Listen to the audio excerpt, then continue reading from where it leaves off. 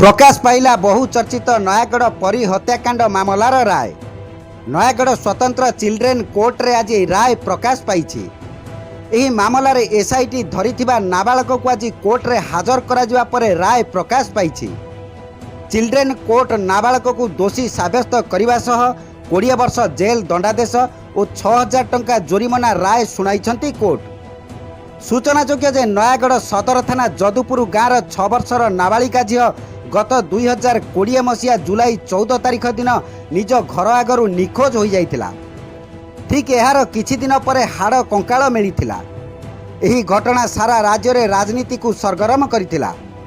हत्याकारी को धरिबा दाबी रे परिवार, ग्रामवासी और विभिन्न राजनैतिक दल क्राइमब्रांच तदंत दाबी करथिले।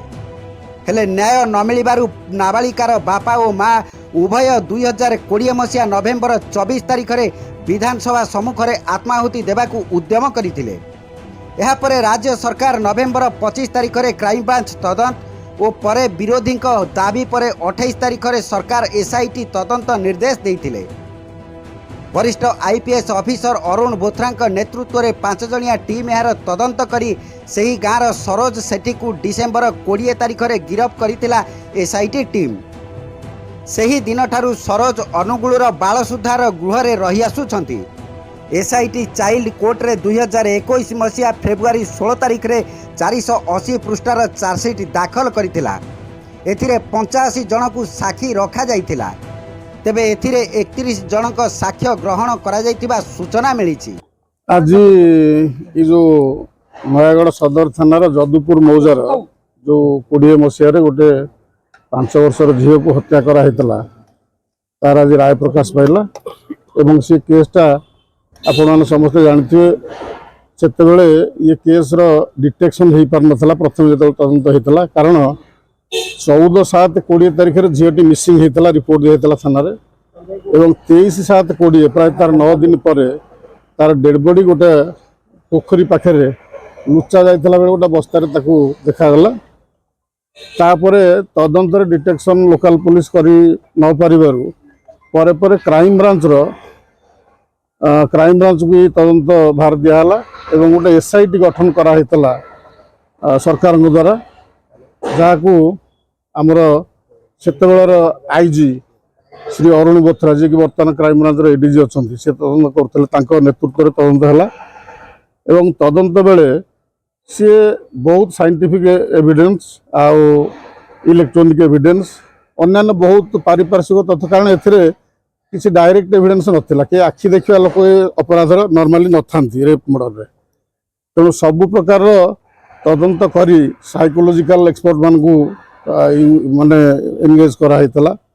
एवं साइंटिफिक एविडेंस पर्याप्त परिमाण से नहीं तापर सबू कथा को आधार कर चार्जसीट दिखाला क्राइम ब्रांच तरफ। एवं ये जो विचार है विचार समय आम प्राय 31 जन साक्षी की ये एग्जामिन करूँ कोर्ट रे। एवं 135टा दस्तावेज बा एग्जिबिट आम देइथिलु। 18टा मटेरियल ऑब्जेक्ट विभिन्न प्रकार पदार्थ जोड़ा यूज होता से ऑफेंस रे ताकू भी आम दाखल करूँ।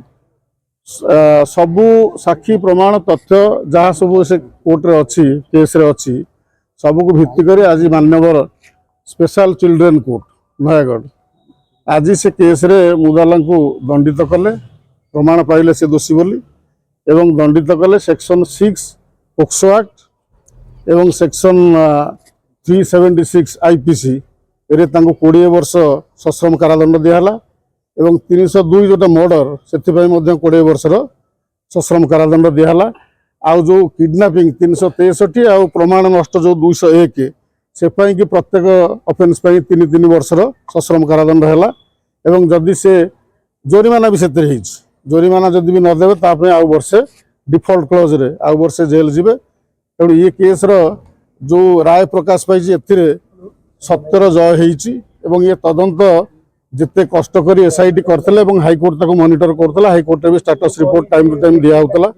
ये तदंत जिते कुशली भाव में कराइला आज तार जो कन्विक्शन है। आ गोटे कथा आप जानतु जेहेतु मुदाला जी जड़े सीसीएल 18 वर्ष होना तेणु कैपिटल पनिशमेंट दि जापर ना आईन अनुसार मृत्युदंड दि जापर ना ना केस जो जहाँ प्रमाण है जदि जड़े साबालक होता तेज मृत्युदंडर संभावना मध्य थिला तेणु आज राय प्रकाश पाई सत्यर जय होती न्यायर जय होती ए राय उपर आम संपूर्ण असंतुष्ट एवं आमे ए राय विरुद्ध रे अपील रे जीवु माननीय हाईकोर्ट कर द्वारस्थ हबु आमर विश्वास रही न्यायिक व्यवस्था उपरे एवं माननीय हाईकोर्ट निश्चित भाव में आमर कथा शुणिबे आमर क्लांट हूँ निर्दोष तार कौन कनेक्टिविटी ना विथ द क्राइम तेणु आम राय विरुद्ध रे निश्चित भाव में माननीय हाईकोर्ट कर द्वारस्थ हबु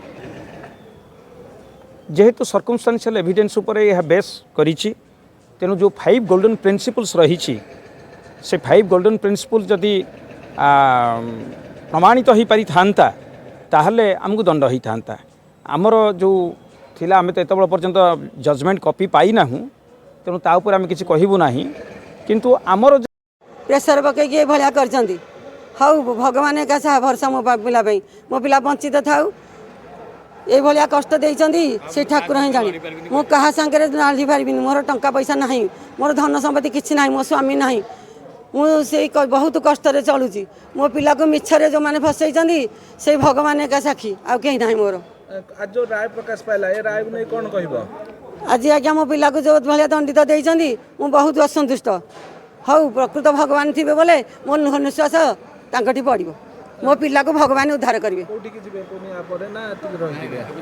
आज्ञा मोर कौन टका पैसा अच्छी कौटी जापर ब्यूरो रिपोर्ट मीडिया वॉइस।